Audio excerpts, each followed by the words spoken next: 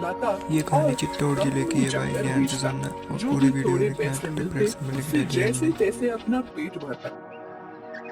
उस दिन जब भोला लकड़ी काटने गया, उसने देखा कि बहुत सारे पेड़ पहले से ही कटे हुए हैं। फिर अरे ये क्या, लगता है आज कलुआ मुझसे पहले आकर लकड़ियां तोड़कर चला गया।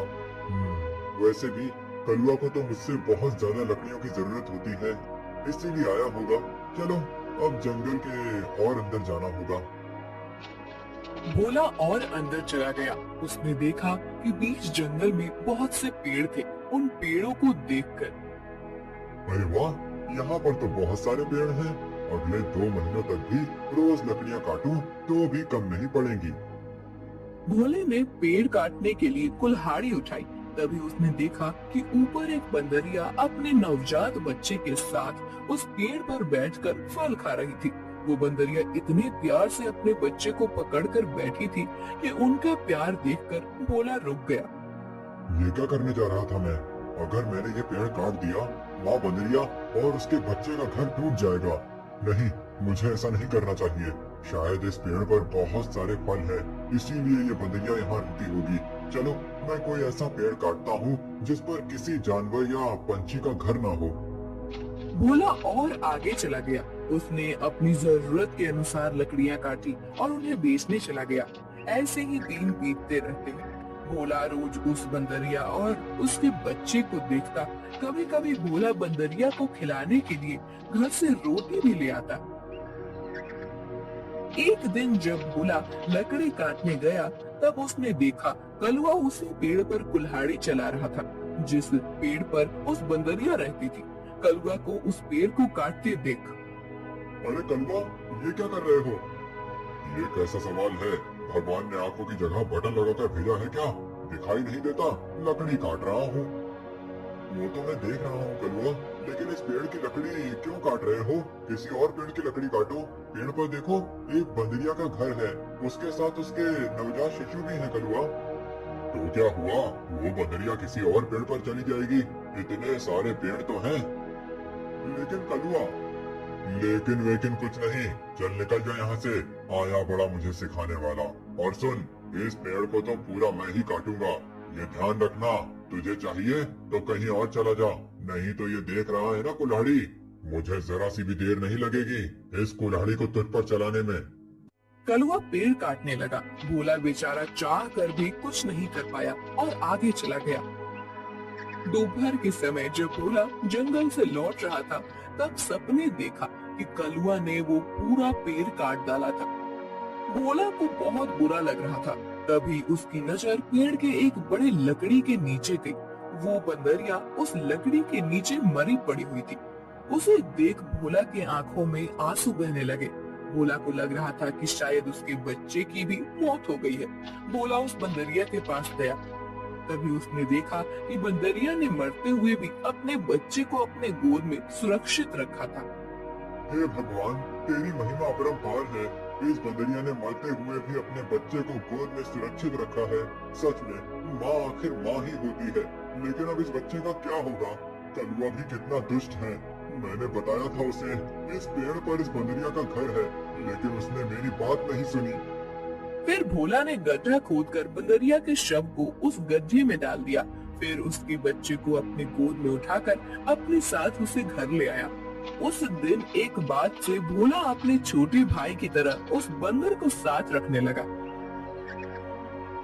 एक दिन भोला लकड़ी काटने गया था। तब क्यों भोला, सुना है तूने किसी बंदर को पाल रखा है? अरे खुद का पेट तो तुझसे भरता नहीं, अब उस बंदर को क्या खिलाएगा? वो वही बंदर है कलुआ, जिसकी माँ के तुम हत्यारे हो। मैंने तुम्हें कहा था कि उस पेड़ पर उस बंदरिया का घर है, फिर भी तुमने वो पेड़ काट दिया। वो बंदरिया पेड़ से गिरकर मर गई, इसीलिए मुझे इंसानियत के नाते उस बंदर को अपने साथ ले जाना पड़ा। अगर मैं उसे नहीं ले जाता तो इस जंगल में ऐसे ही उसकी मौत हो जाती। हाँ तो तू बड़ा दयावान है ना, सारी दुनिया की इंसानियत और अच्छाई एक तुझ में ही भरी हुई है ना। कलुआ, मेरी तुमसे विनती है कि आगे से तुम कोई भी पेड़ काटते समय थोड़ा ध्यान दो कि किसी जानवर पंछी का घर न टूटे। ये भोला, मैंने पहले भी एक बार तुझसे कहा था कि तू मुझे मत सिखा, जब तूने कुल्हाड़ी हाथ में लेना सीखा था ना, उसके कई साल पहले से मैं लकड़ी काट रहा हूँ। तू कौन होता है मुझे सिखाने वाला? रुक, तुझे अभी मजा चखाता हूँ। ऐसा कहकर करुआ ने भोला को पीटना शुरू कर दिया। उसे पीटने के बाद भोला को उसने चेतावनी भी दी कि आगे से अगर वो इस गांव में लकड़ी काटने के लिए आएगा तो उसे अपनी जान से हाथ धोना पड़ेगा। बेचारा भोला घर आ गया और बंदर से बात करने लगा। चलो दोस्त, अब इस गांव से हमारा दाना पानी उठ गया है। उस कलुआ ने मुझे पीट कर साफ साफ चेतावनी दे दी है। अब अगर जान बचानी है तो इस गांव को छोड़कर जाना ही बेहतर होगा। चलो, हम कहीं और जाकर हमारी अपनी दुनिया बसाएंगे। भोला बंदर को अपने कंधे पर बिठाकर गांव से कहीं दूर जाने के लिए निकल गया। दिन बीत रहे थे और भोला दर बदर भटकते हुए काम की तलाश कर रहा था। ना तो उसे काम मिल रहा था और ना उसके रहने का कोई ठिकाना था। जैसे तैसे अपने लिए और बंदर के लिए वो एक वक्त का खाना जुटा पा रहा था। एक दिन ऐसे ही वो थक कर एक पेड़ के नीचे बैठा हुआ था। बंदर उसकी गोद में सोया हुआ था। तभी वहाँ एक योगी बाबा आए। प्रणाम योगी बाबा। कल्याण हो पुत्र। एक बात बताओ, तुम इस बंदर को ऐसे गोद में लेकर क्यों बैठे हो? बाबा, इसने अपनी माँ को खो दिया है। इसका इस दुनिया में कोई नहीं है, इसीलिए मैं इसे अपने साथ अपने घर ले आया था। लेकिन हमारे गांव के एक गुंडे की वजह से मुझे गांव छोड़ना पड़ा। अब मैं काम और सर पर छत ढूंढते हुए दर दर भटक रहा हूँ। पुत्र, तुम्हारा हृदय सच में कोमल है। तुमसे किसी का भी दुख नहीं देखा जाता। तुमने इस अनाथ बंदर की जिम्मेदारी लेकर इसे एक परिवार दिया है। तुम अगर चाहो तो मेरे साथ मेरे आश्रम में रह सकते हो। मेरे आश्रम में मेरे कुछ शिष्य रहते हैं और कई बार कितने साधु भी आते हैं। उनके भोजन और रहने की व्यवस्था की जिम्मेदारी अगर तुम उठाओ तो मुझे बहुत आनंद होगा। ये तो मेरी खुशनसीबी है बाबा। मुझे आपके साथ रहने में सचमुच खुशी होगी। लेकिन बाबा, मेरा ये बंदर भी मेरे साथ आएगा। मैं इसे कहीं नहीं छोड़ सकता। हाँ पुत्र, तुम इसके साथ आ सकते हो। भोला बाबा के साथ उनके आश्रम चला गया। भोला अब योगी बाबा के आश्रम में सफाई, भोजन व्यवस्था, हवन की सामग्री ले आना, बाबा जी के शिष्यों की सहायता करना, ऐसे सारे काम करने लगा। भोला का बंदर हमेशा उसके साथ रहता था। योगी बाबा भोला का काम और उसकी काम के प्रति निष्ठा देखकर खुश थे। बाबा हमेशा अपने बाकी शिष्य और साधुओं से भोला की तारीफ करते थे। बाबा जी का एक शिष्य था मानिक, जो भोला की तारीफ से बहुत जलता था। उसे लगता था कि भोला तो एक साधारण लड़का है, फिर भी बाबा जी उसकी बड़ी तारीफ करते हैं। जबकि मैं इतनी पढ़ाई करता हूँ, वेद पाठ करता हूँ, फिर भी बाबा जी को मेरी कोई अहमियत नहीं है। एक दिन बड़े भैया, ये लीजिए, आपके लिए ये ताजे फल लेकर आया हूँ।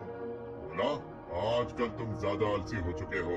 तुम्हें ज्यादा खाना ना पकाना पड़े, इसीलिए तुम ये फल लेकर आते हो। ऐसी बात नहीं है भैया, वो बाबूजी ने आज सबको फलहार करने को कहा है, इसीलिए मैं फल लेकर आया था। भोला बात कर ही रहा था कि तभी उसका दोस्त बंदर आया और उसने मानिक के फल खा लिए। अरे अरे, ये क्या? अरे संभालो तुम्हारे इस बंदर को। पूरे आश्रम को सर पर उठाकर रखा है। ये बंदर मेरे फल खा गया। भोला, अभी के अभी इस बंदर को भगाओ इस आश्रम से, नहीं तो मैं योगी बाबा से इसकी शिकायत करूंगा। बड़े भैया, मैं आपसे माफी मांगता हूँ और आपके लिए और फल लेकर आता हूँ, लेकिन मेरे इस भाई को मैं अपने से अलग नहीं कर सकता। मानिक को भोला पर बहुत गुस्सा आया। उसने योगी बाबा से भोला की शिकायत की, लेकिन बाबा जी ने भोला का पक्ष लेकर मानिक को ही सुना दिया और ध्यान मग्न हो गए। आज तो हद हो गई। इसकी वजह से गुरुजी ने मुझे डांटा। इसका कुछ करना ही पड़ेगा, लेकिन इस तरह कि मेरा नाम कहीं न जाए और इसकी छुट्टी हो जाए। कुछ दिन के बाद योगी बाबा को उस गांव के राजा ने अपने राजमहल में आने का आमंत्रण दिया। योगी बाबा अपने शिष्यों के साथ भोला को लेकर राजमहल चले गए। राजा ने उनकी बड़ी आओ भगत